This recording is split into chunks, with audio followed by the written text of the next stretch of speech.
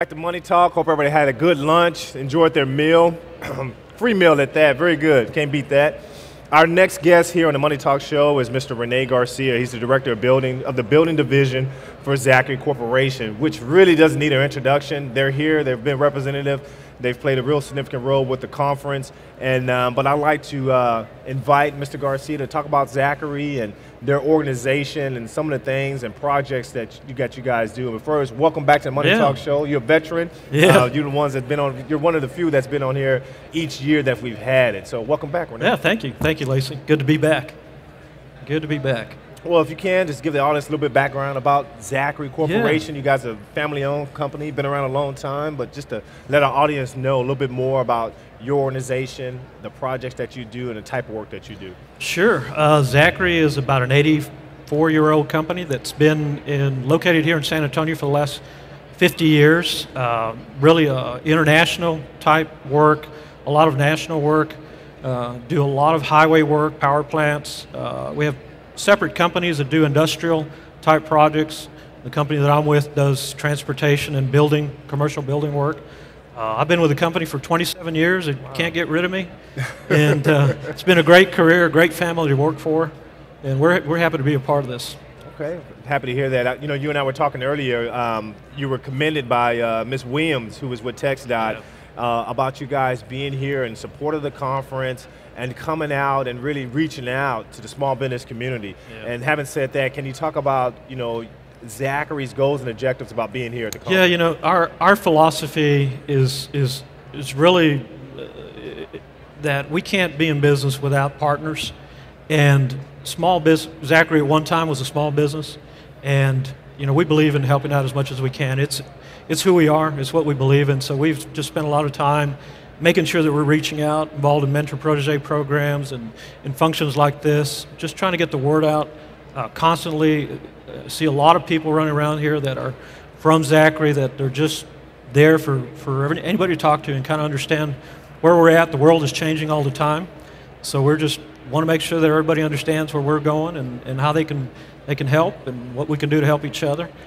We've got some great partners and some joint venture partners that we're working with on some projects, so it's we're very fortunate that we live in this community and that we've gotten some projects that we could keep working on. So, you know, Rene, you brought up joint ventures and some of the partners that you work with, and in one of them that we talked about before is University Health System. Absolutely. And the project that they have. Your organization is part of the JVL joint venture, right? And you're participating in the project there at the medical center. Can you talk about a little bit about Zachary's role in that? You know, we had Mr. Mark Webb here earlier this morning talking about that. We had the CEO from the hospital that was here and talking about the project and what all it entails. But if you can talk about Zachary's part in that joint venture. Yeah, we're joint ventured with Vaughn Construction and Layton Construction. Layton is out of Utah.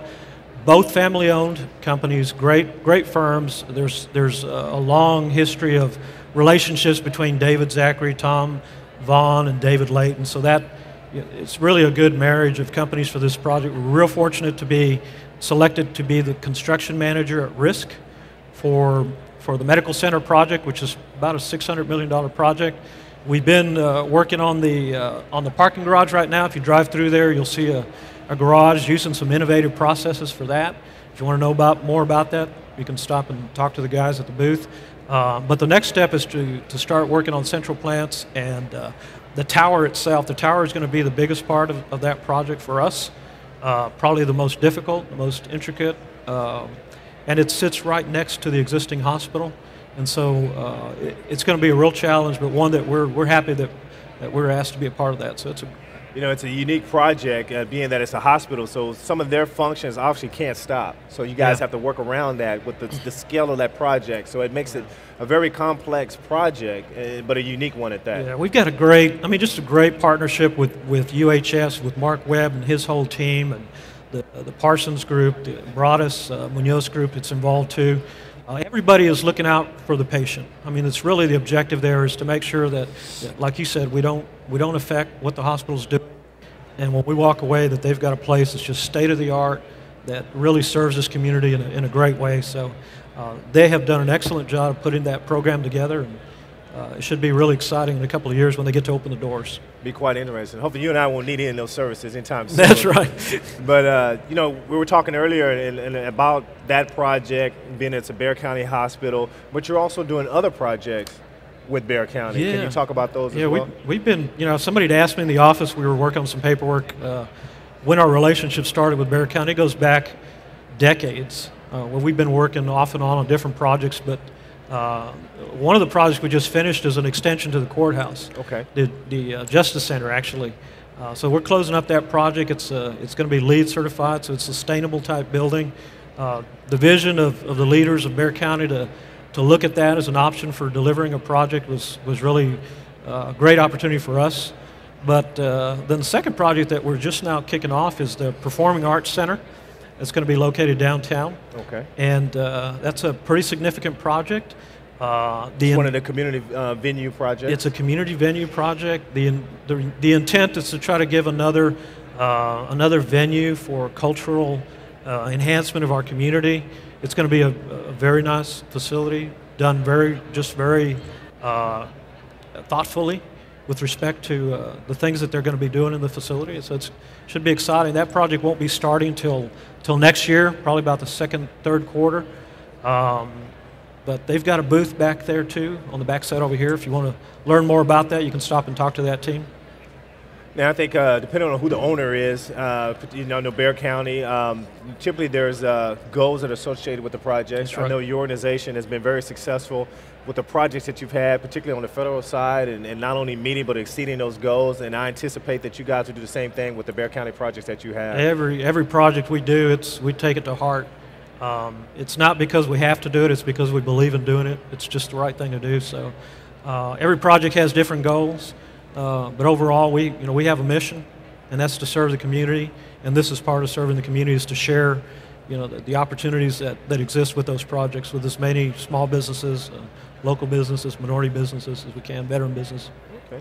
Now I know you mentioned you've been with Vaughn 27 years. Zachary, 27 years. What kind of insight can you provide for a small contractor that's looking to do work with your organization? I tell you what, it really isn't that complicated. We try to get out in the community. We've got a lot of people, like I mentioned earlier. Our partners have a lot of people. We're there. You can't be shy about walking up to us and asking us and talking to us and trying to just get to know. Sometimes every company has their own way of getting into the business, try to understand what projects the company's doing. But just when you see a Zachary name, or you hear somebody's from Zachary, just ask. Any questions you have, they'll talk to you. Everybody will talk to you. It's not that hard. You want to get to know the system. You want to get on our website. You want to see what projects we have. We encourage you to come see us. We set up a lot of meetings with different companies. Come by the office and meet estimators and meet the teams. We try to do the best we can to use the databases that are available to us to notify people. So it really isn't that hard. Just kind of reach out and ask questions. I know you mentioned a database and how they can. First off, from personal experience, you guys are very approachable. The staff that you have, Christopher Webb and also Rita, great people. Great. You can approach them and work with them. But I think the key thing, in addition to getting into their website, getting involved with the organization, is building relationships. Yeah. Hopefully they can help build your business by taking them from project to project. Exactly. Okay. You guys are here on the booth. I don't know what booth number. Do you know what booth number you are? I don't, but... Well, we're looking right at it right here. There's one there, there's two more in the back. Waving right over there. Very approachable. We really appreciate your time. Thanks for coming out once again. It's great to hear things are going well, that you're progressing with your projects, and as time moves along, hopefully we'll have a very successful story when it's all said and done. Absolutely. As far as participation with small minority-owned companies. Great. Thanks for having me. It's a pleasure. It's good seeing you. Good to see you. Thanks so much. Enjoyed it.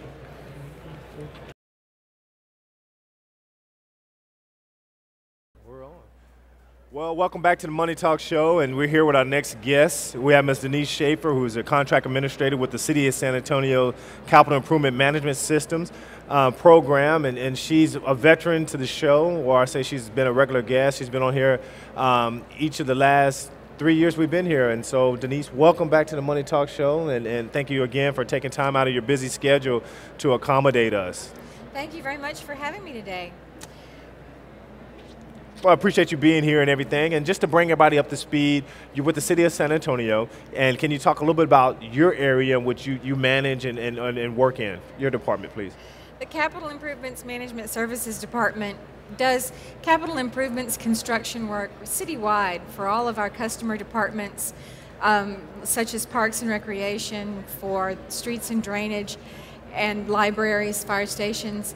So in essence, what the Capital Improvements Management Services Department does is that we build the city facilities and then turn them over to the managing departments for operation, our operating and managing departments such as the library and fire department, police department.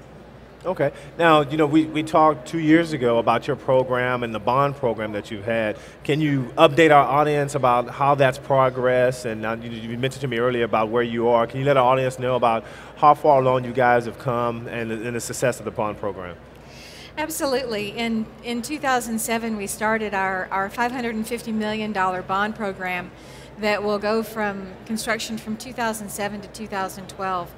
And we're about halfway through the program now. Most of our projects are under construction. We've been, I think, very successful so far, and we anticipate getting all of those bond projects, primarily streets and drainage projects, completed by June of 2012. So I think that we're on track for completing those, and we're actually getting ready to, and look forward to preparing for our next proposed bond program that would kick off with the voters in 2012, if it's approved by the voters at that point. So we're going to start looking into the future at some other projects that we can do then too. Do you know how large that bond would be? Probably about the same, maybe a little bit more. We're hoping for a little bit more, but we'll just have to see what the voters approve. Okay, and I think at the end result is always a benefit, but it's just as the construction is going on, it's be a little frustrating. So I think patience is a big thing. I know out where I live, there's a construction going on with the road work, so it's a little frustrating in the mornings, but definitely I know it'll pay off at the end. The city has definitely been involved with the conference for, I guess, the beginning. From day one, 10 years ago, and this is our 10th year for the conference and everything, and you guys have always had a presence here at the conference and the booth and everything, and then on your side. What is it that you're hoping to accomplish here at the conference, Denise? This conference is a very good opportunity for us to outreach to small minority women business attendees and to educate firms on how to do business with the city. I think that our staff is always available as long as there's not an open solicitation that's going on. We can't talk about those solicitations specifically, but we're always available to discuss our processes and to assist businesses in getting business not only with the city but with other government agencies in this area. Okay. Now, I know you talked about you guys are midway through your projects and everything. Do you have an idea of what's coming up next that you can kind of let our audience know? Obviously, we'll let them know that you have a booth here, you're exhibiting, but do you know offhand, by memory, what you have, what projects that are being letting out here? We've still got some construction services to solicit. For the most part, we do have most of our projects already under construction. We have, since we do citywide projects for all of our city facilities, we always have the need as the projects come up for architectural engineering and construction services. Right now we have out a solicitation for job order contracting, which is a very good opportunity for small construction firms that, since job order contracting by the state statute provides for minor renovations and improvements to city facilities, so that's a very good opportunity for small construction firms to respond to that solicitation that's currently open for job order contracting. And this leads into my next question is how can a SMWBE business take advantage of your opportunities? And you brought that up as far as, and I know we talked about this earlier and we'll continue throughout the day, as far as one of the key things is to obviously get into your database, pay attention to when the things are coming out, communicate, meet the key people, and then also come to the pre-bids, network. Absolutely, absolutely. Network at the pre-submittal conferences, the pre-bids. Always contact our economic development office and staff. They're always available to help in opening doors and talking about the processes and what you need to do to complete our forms that are required for responding to our solicitations. And as I said, even our contracting staff is always available to talk to firms about our solicitations in a general manner. We can't discuss specific solicitations once they're opened, but we can certainly offer assistance in how to apply for work with the city. And I'm sure you also provide debriefings or anything like that, just to kind of show Absolutely. them where they may have went wrong or where they fell short in the bidding process. Yes, that's a key part of our processes, is that we do offer debriefings of unsuccessful firms, and I think that it's valuable both for the firms that we debrief and for